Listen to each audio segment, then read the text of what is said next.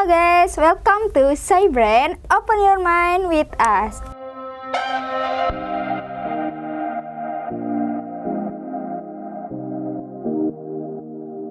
Oke, kali ini adalah podcast pertama kali, yaitu psitotik.id yang bekerja sama dengan Himapsi Universitas Binawan.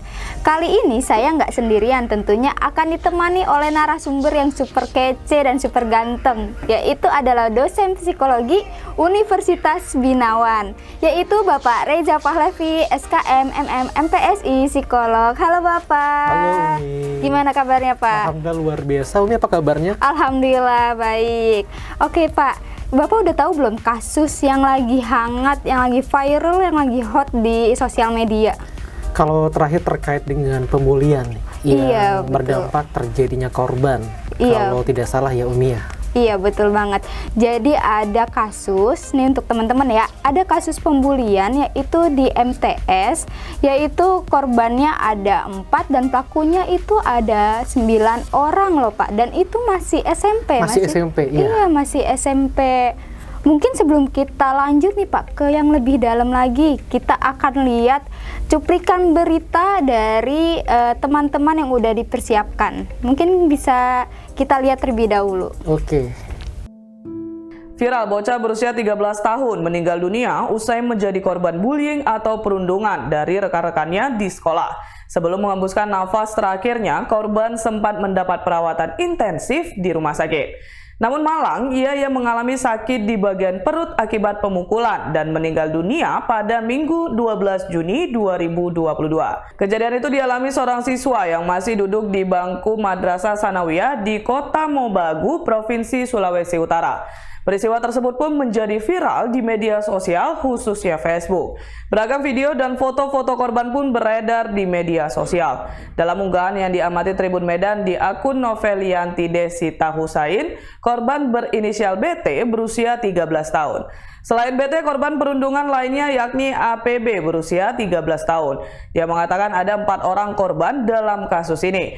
BT adalah korban terakhir dan satu-satunya yang meninggal akibat penganiayaan itu.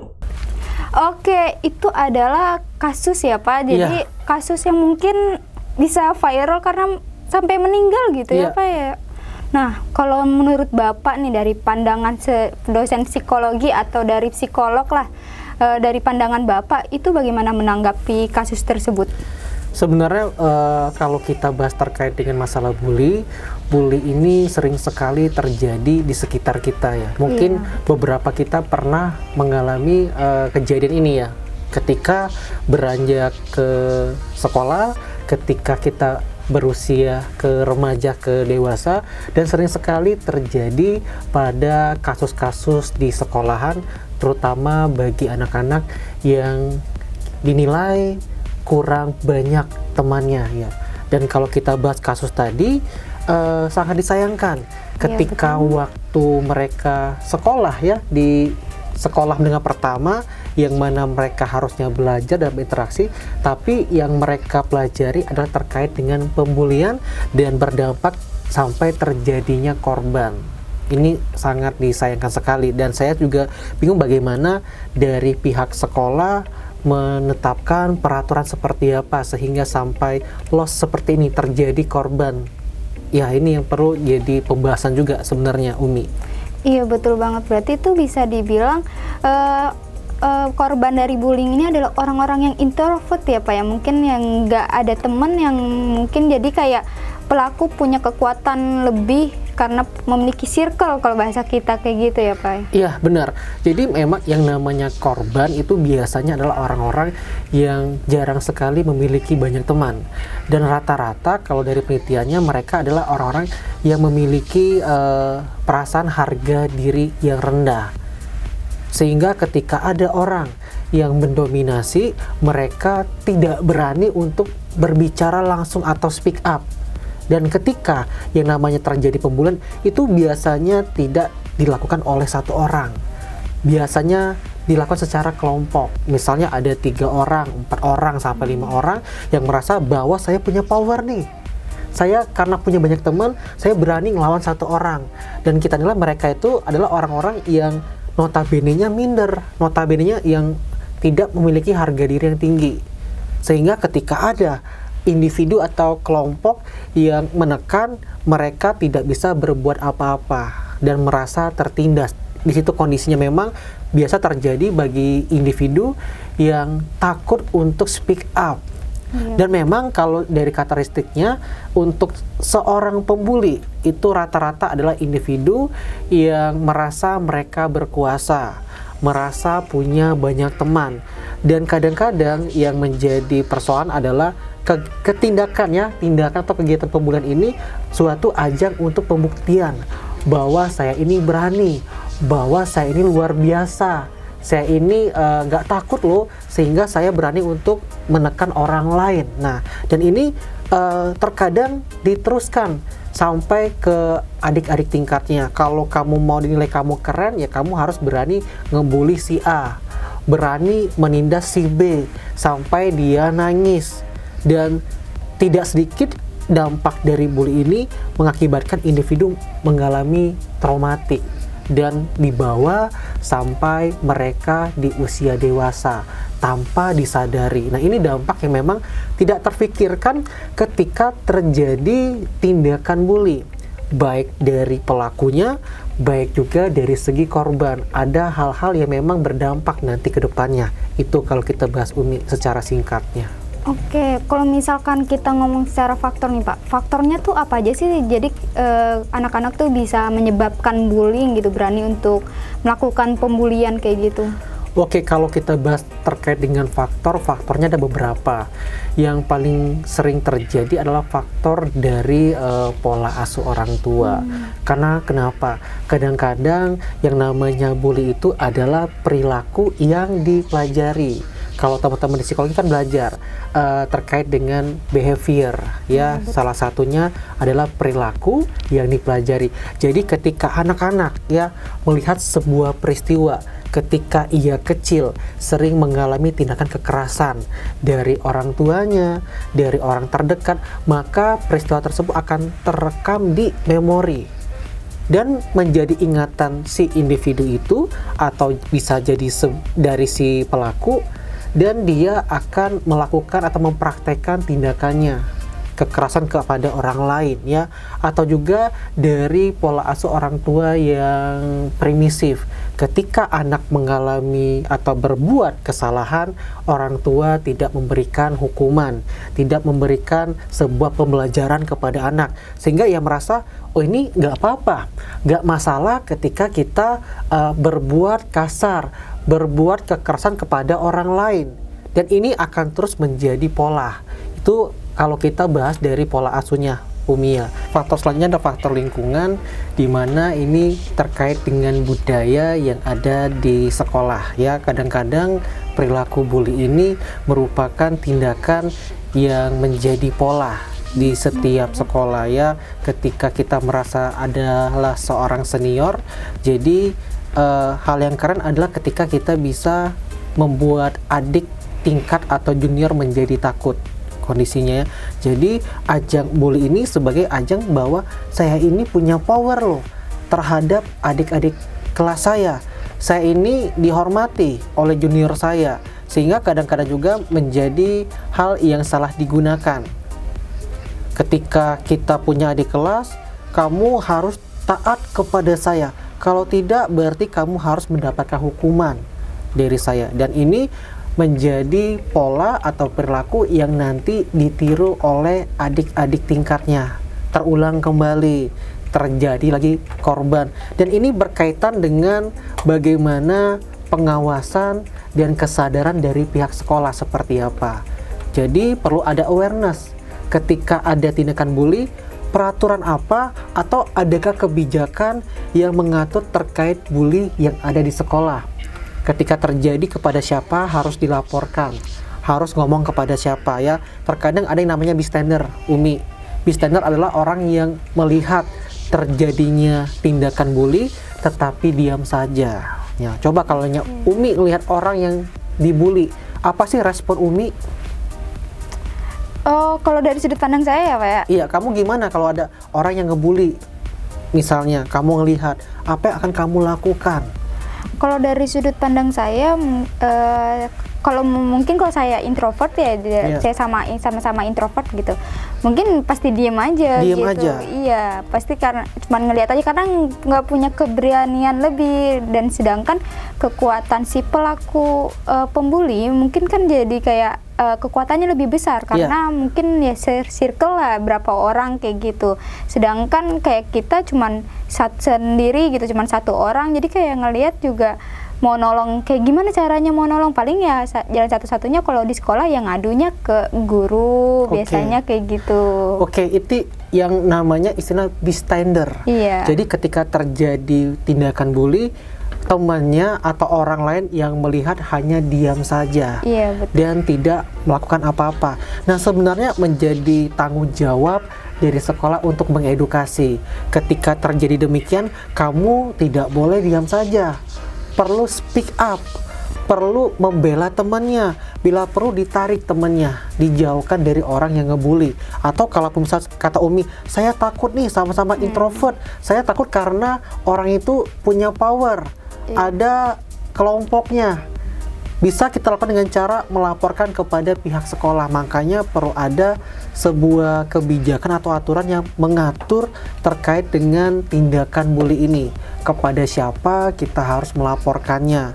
Dan ketika terjadi, apa sih yang bisa kita lakukan sebagai seorang teman, sebagai seorang yang melihat, ya, selain membantu, melaporkan seperti apa, sehingga kita bisa melakukan pencegahan terkait dengan perilaku bully. Itu ya kalau kita bahas dari faktor lingkungan. Nah, ada lagi dari faktor individunya, dari diri kita, ya, diri kita. Ya, kadang-kadang memang kalau yang saya bahas tadi dari faktor individu adalah saya merasa keren ketika saya bisa menghina orang lain, bisa membuat orang lain itu menangis. Karena saya merasa harga diri saya bisa meningkat. Oh, dia bisa nangis loh gara-gara saya. Saya keren loh, bisa mukul dia. Saya keren loh, bisa menghina dia sampai dia merasa tertekan, ya. Karena yang paling bermasalah adalah ketika bully menjadi ajang pengakuan, ya, bagi individu. Kemudian juga ketika dia tumbuh kurang ada rasa empati. Kalau kita kan melihat orang yang disakiti, kita merasa sedih, merasa harus membantu, tapi pada pelaku bully ini dia tidak ada empatinya. Itu yang terjadi. Jadi kalau kita bisa lihat dari 3 faktor ini yang bisa menyebabkan terjadinya perilaku bully, Umi. Oke, berarti 3 faktornya teman-teman, mungkin bisa diingat 3 faktor dalam bully itu ada 3. Yang pertama itu pola asuh, yang kedua itu lingkungan, yang ketiga adalah diri sendiri. Nah, kalau pola asuh ini lebih ke percontohan dari orang tua ya Pak, kayak gitu. Nah, kalau dari lingkungan mungkin percontohan dari kakak-kakak tingkatnya, kakak kelas, atau adanya ospek ya. Ospek, terus juga kebijakan yang kurang dari betul. sekolah. Terus yang terakhir adalah diri sendiri. Jadi mungkin kayak merasa lebih jago, lebih keren, sehingga puas gitu apa yang dia lakukan terhadap korban bully. Kayak gitu ya Pak ya? Betul sekali, Umi. Oke, mungkin kita akan beralih nih Pak. Gimana sih caranya mencegah agar tidak ada lagi pembulian di Indonesia atau pada siswa-siswi atau mahasiswa-mahasiswi yang ada di Indonesia? Oke, sebenarnya yang kita perlu lakukan adalah sosialisasi. Kalau di dunia psikologi kita kenal dengan yang namanya psikoedukasi. Jadi dari pihak sekolah atau dari teman-teman di OSIS bisa melakukan sosialisasi terkait dengan pencegahan dan penanganan terhadap bully, ya. Bisa dihadirkan tokoh-tokoh yang memang bisa menjelaskan dampak-dampak terjadinya bully. Kadang-kadang yang sering terjadi adalah anak-anak, kalau kita bilang anak SMP ini masih anak-anak, ya, dikatakan sudah dewasa belum, remaja juga masih berjalan, sehingga belum terlalu jauh memikirkan dampak dari perilakunya. Kalau ngebully orang, apa sih kira-kira dampaknya? Mereka tidak sampai sadar ketika ngebully di SMP bisa berdampak sampai mereka berusia dewasa, sehingga individu menjadi takut, mengalami traumatik, ada yang sampai depresi, ada yang sampai bunuh diri. Memang dari kasus yang saya tangani, dampak dari bully ini masih sering dialami sampai di usia mereka dewasa awal. Takut untuk bersosialisasi. Ya, kalau kita kan suka nih berteman dengan orang lain, tapi mereka merasa takut karena ada rasa cemas. Saya takut diperlakukan dalam hal-hal yang sama. Dibilang kalau saya gendut, dibilang kalau saya jelek, dibilang kalau saya bodoh dan sebagainya. Nah, ini sering menjadi trauma-trauma di masa lalu. Nah, dampak inilah yang perlu kita edukasi kepada siswa-siswa yang ada di sekolah. Kalau kamu berbuat jahat kepada orang lain, kamu mikir nggak dampaknya?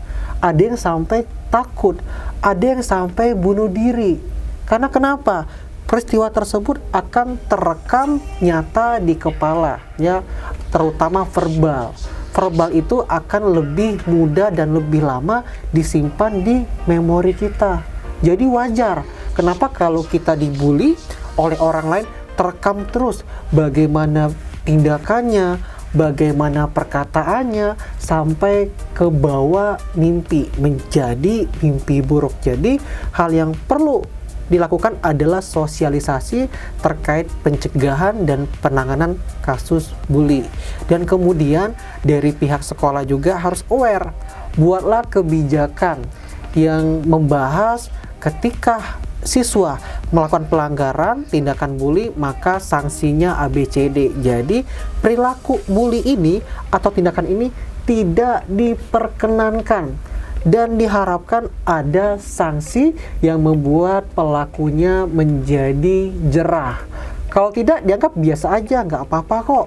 Saya ngebully Umi, ya udah biasa aja, tidak ada sanksi yang keras terhadap saya. Sehingga kalau tidak ada sanksi, orang lain tidak belajar. Ya, adik tingkatnya tidak belajar.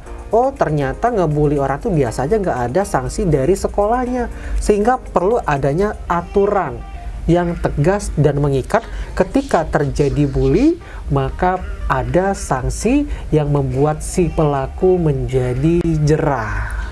Ya, kalau bagusnya lagi untuk pencegahan dan penanganannya di sekolah ada sesi konsultasi terhadap pelaku maupun korban bully ini, sehingga bisa menurunkan rasa cemas dan trauma yang dialami.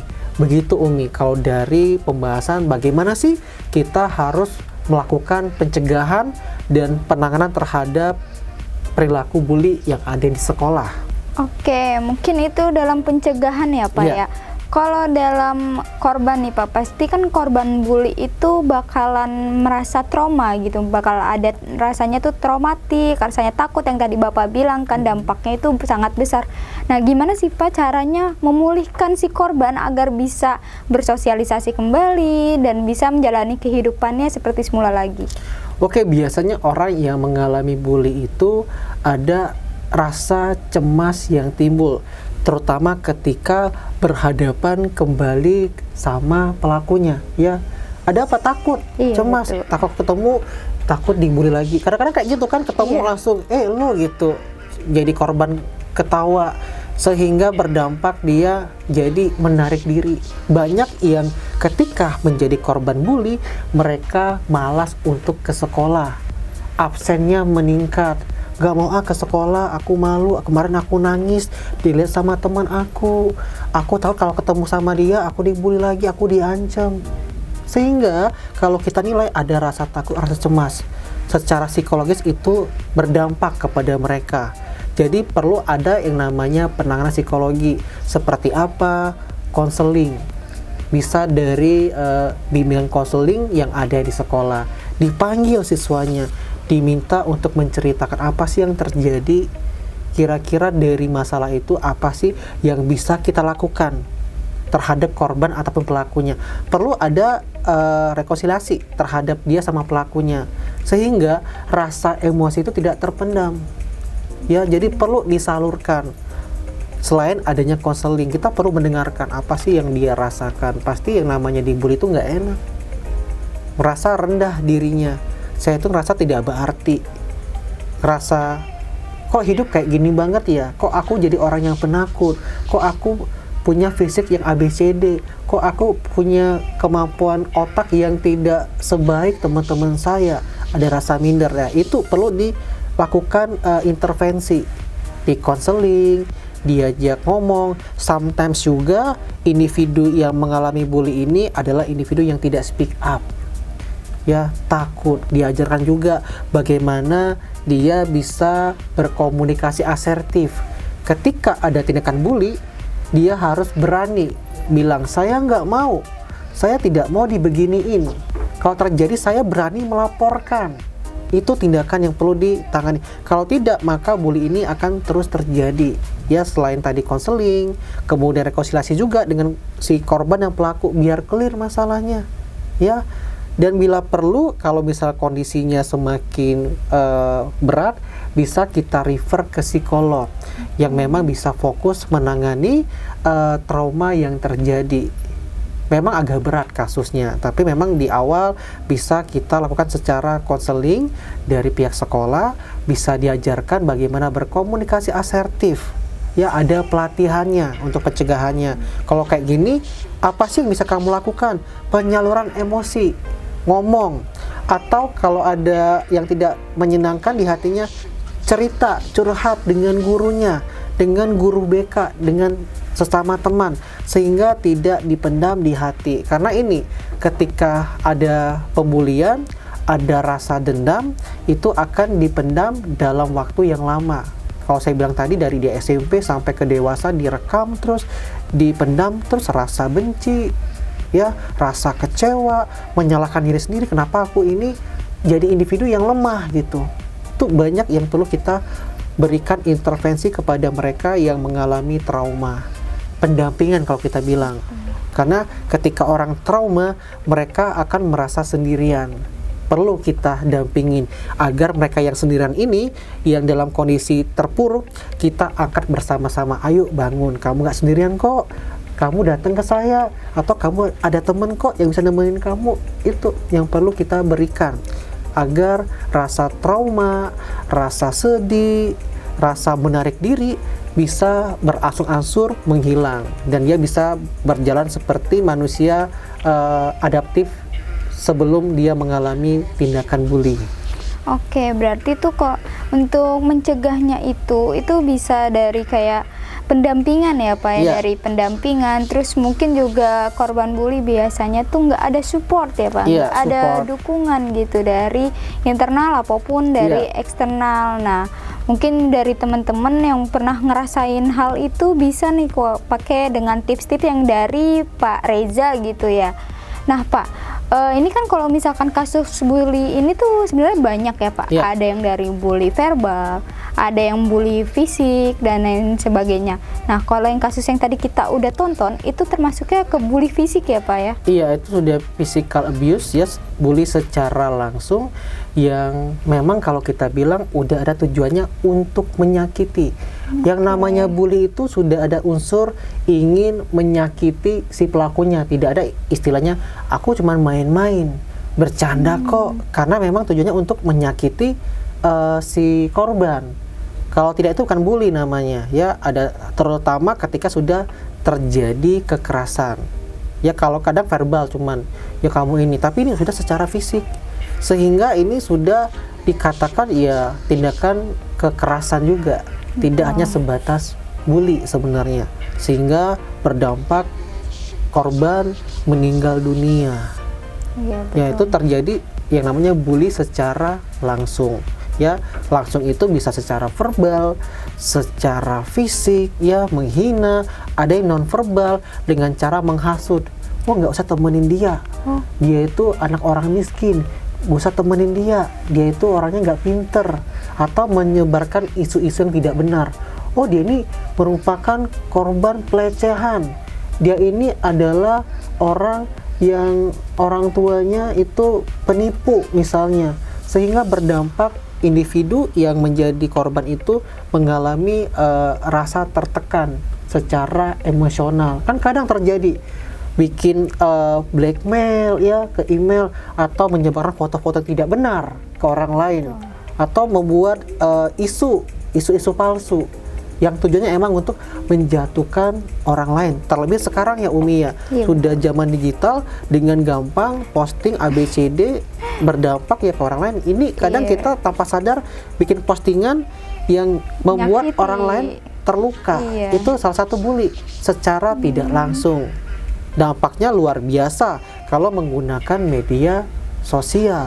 Komen ya Pak ya biasanya Iya, juga. komen ya kadang-kadang ya, lu udah jelek, ini lu ngapain sok-sokan ini nih gitu, ngehinanya. Iya betul. Gitu.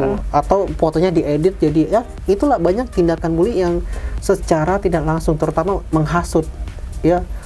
Sering kan kalau di sinetron-sinetron gitu FTV ya menghasut orang lain.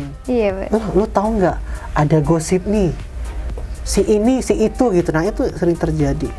Tapi ya emang yang namanya bully ini baik secara langsung maupun tidak langsung tidak baik dilakukan. Karena apa dampaknya tadi? Kita tidak sadar bisa jadi orang yang dibully ini akan mengalami traumatik atau berdampak kepada perkembangan dia di usia dewasa. Bahkan mengakibatkan trauma itu dia memilih untuk mengakhiri hidupnya.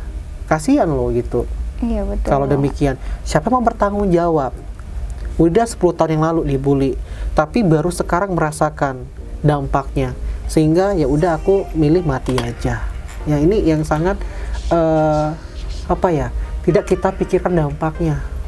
Orang itu berarti loh untuk orang tuanya. Dan siapa tahu yang kalian bully ini merupakan orang yang sukses bisa ke depannya. Atau tulang punggung orang tua mereka. Tiba-tiba kalian bully 10 tahun lagi mereka mengakhiri hidup. Wah itu kan nggak tahu dosanya gitu ya. Iya, Kalau secara jangka panjang kalau kita bahas ini sangat disayangkan kejadiannya. Iya betul banget. Oke Pak, ini kita udah banyak banget tahu tentang pembulian ya teman-teman. Kita udah tahu gimana cara mencegahnya, kenapa dari kasus tersebut dan penyebabnya apa, terus korbannya bagaimana dan sebagainya. Udah banyak banget kita belajar tentang pembulian oleh Bapak Reza ini. Nah, boleh nih Pak kita kasih kata-kata mungkin untuk teman-teman yang menonton di podcast kali ini biar makin semangat atau mungkin jadi awareness gitu, lebih Iya. terbuka gitu Pak. Oke, kalau kita bahas bully berarti ini ada perilaku yang memang tidak dibenarkan. Jadi kalian sebagai seorang insan, pergunakanlah kata-kata itu sebagai sebuah kata yang bermakna untuk orang lain.